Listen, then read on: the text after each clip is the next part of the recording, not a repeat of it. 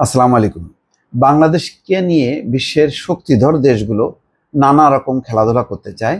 সেই খেলাধুলোর মধ্যে সবচেয়ে কাছের দেশ ভারত আঞ্চলিক শক্তি হিসাবে সেও নিয়ন্ত্রণ রাখতে চায় বাংলাদেশকে, এবং শেখ হাসিনার মাধ্যমে প্রায় 15 বছরেরও বেশি সময় ধরে নিয়ন্ত্রণে রেখেছিল। সেই নিয়ন্ত্রণটা ছুটে গেছে।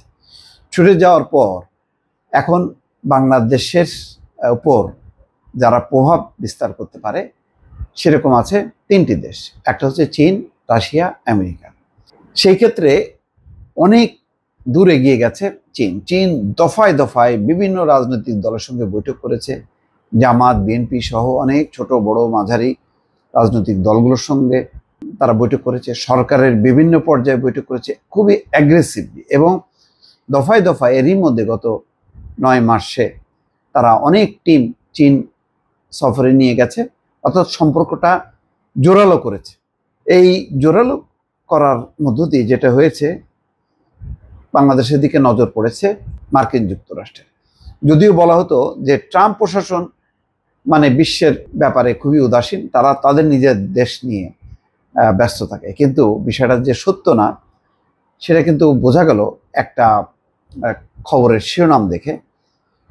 বলা হচ্ছে বাংলাদেশে চীনের প্রভাব ঠেকাতে কাজ করতে চান ট্রাম্প প্রশাসনের মনোনীত পল কাপুর। ডক্টর পল কাপুর তিনি হচ্ছেন দক্ষিণ এবং মধ্য এশিয়া বিষয়ক অ্যাসিস্ট্যান্ট সেক্রেটারি পদে মনোনীত পল কাপুর। আগে আফরিন সিদ্দিক ছিলেন, তারপরে ডোনাল্ড লু, তারা নানা রকমভাবে দফায় দফায় এসছেন। এখন দেখা যাচ্ছে সেই ধারাবাহিকতা ট্রাম্প প্রশাসনও রাখছেন, যাতে বাংলাদেশের ভেতরে চীন ঢুকতে না পারে, প্রভাব বিস্তার না করতে পারে।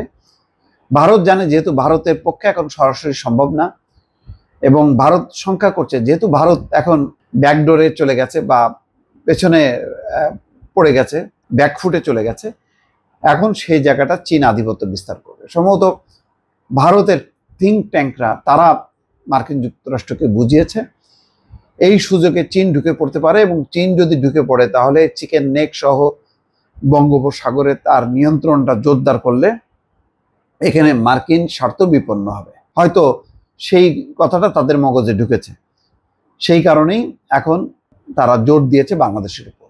খবরে বলা হচ্ছে দক্ষিণ এবং মধ্য এশিয়া বিষয়ক অ্যাসিস্ট্যান্ট সেক্রেটারি পদে মনোনীত পল কাপুর জানিয়েছেন বাংলাদেশে চীনের প্রভাব রুখে দিতে এবং মার্কিন বাণিজ্য সম্প্রসারণই হবে তার অগ্রাধিকার।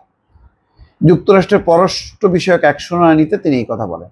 বঙ্গোপসাগরে যে বিপুল গ্যাস, প্রাকৃতিক গ্যাস আছে, সেই গ্যাসও একটা বড় কারণ, যেখানে মার্কিন কোম্পানিগুলো তারা উত্তোলন করে, ফলে বঙ্গোপসাগরের দিকে নজর আছে যে বঙ্গোপসাগরে যাতে ঘাঁটি গাড়তে না পারে চীন।